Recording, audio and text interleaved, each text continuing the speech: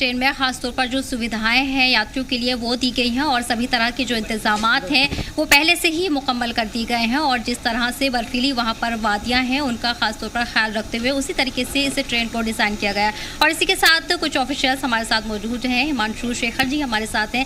Sir, मैं सबसे पहले आपसे ये जानना चाहूँगी, क्या इसको अलग बनाता है दूसरी ट्रेन से? क्या इसमें खासियत है जो मुसाफिरों के लिए की गई?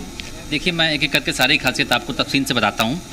पहला तो मैं आपको बताऊँ, इसका जो विकास किया गया, डेवलपमेंट किया गया है, वो बर्फीले मौसम में, बर्फबारी में और ऊंचे क्षेत्रों में, ऊंचे हिमालय के क्षेत्र में, पहाड़ी क्षेत्र में किस तरह से अच्छे तरीके से पैसेंजर कंफर्ट के साथ में ट्रेन चल सके, इसके लिए इसको डिज़ाइन किया गया हमारे इंजीनियर्स के द्वारा।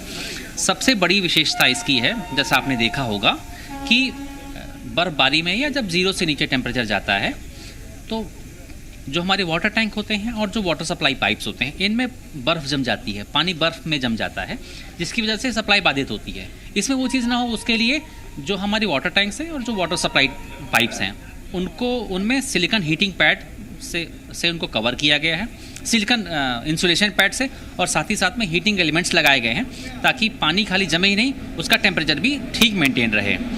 इसके अलावा जो केबिन है, केबिन में बेहतर क्वालिटी के थर्मोस्टेट लगाए गए हैं ताकि सब जीरो टेम्परेचर पर भी टेम्परेचर मेंटेन रह सके और हमारे जो अंदर यात्री बैठे होंगे, जो मुसाफिर बैठे होंगे, वो कंफर्टेबली यात्रा कर सकें। इसके बाद टॉयलेट्स में, इसके पहले जो ट्रेन्स होती थी उनमें टॉयलेट्स में हीटिंग फैसिलिटी नहीं होती थी। यहाँ पर टॉयलेट्स में ब्लोअर वेंट दिए गए हैं जिनसे गर्म हवा आएगी और यात्रियों को टॉयलेट में भी किसी तरह की कोई परेशानी नहीं होगी। बात करें लोको पायलट के कैब की, क्योंकि लोको पायलट का रोल बहुत ही अहम होता है, उसे ही गाड़ी चलानी होती है, ट्रेन चलानी होती है, तो सब जीरो टेम्परेचर पर वो आराम से बैठ सके, इसके लिए ड्राइवर को जो लोको पायलट की सीट है उसकी कुशनिंग बेहतर की गई है। साथ ही साथ जो विंड स्क्रीन है वो डबल लेयर्ड हैं और उसमें बीच में हीटिंग एलिमेंट्स लगाए गए हैं। हीटिंग एलिमेंट्स लगाए जाने के कारण सबसे बड़ा लाभ ये होगा कि जब बर्फ़बारी होगी तो बर्फ़ कांच पर जमेगी नहीं और वो मेल्ट करके हट जाएगी, बची खुची बर्फ़ हट जाए, और साथ ही साथ भाप वगैरह से विजिबिलिटी ना इम्पेयर हो, विजिबिलिटी बाधित ना हो, इसके लिए जो वाइपर हैं उनमें जो वॉशर लगे हैं उनमें भी गर्म पानी आएगा हीटिंग एलिमेंट के माध्यम से, ताकि गर्म पानी की वजह से एक तो भाप ना जमे, दूसरा जो बची कुची बर्फ़ है वो भी हट जाए।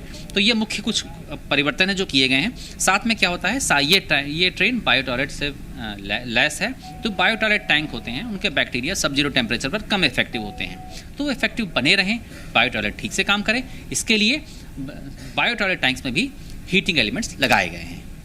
सर, इसके अलावा शुरुआती दौर के लिए क्या जो टाइमिंग्स है वो निर्धारित की गई है? किस तरह से ट्रेन यहाँ से दिल्ली से रवाना होगी और कब तक वहाँ पहुँचेगी? कितने कम वक्त में जो सफ़र है वो तय किया जाएगा, क्योंकि लोग बेसब्री से इसमें सफ़र करने का इंतज़ार कर रहे हैं और ख़ासतौर पर टूरिज़्म को अब इससे बढ़ावा जम्मू कश्मीर में मिलने जा रहा है। देखिए, अभी जो लास्ट सेक्शन था इसका 17 किलोमीटर का, कटरा से रियासी के बीच में, उसका CRS इंस्पेक्शन हुआ है, उसकी रिपोर्ट आई है, उसका हम अभी अध्ययन कर रहे हैं।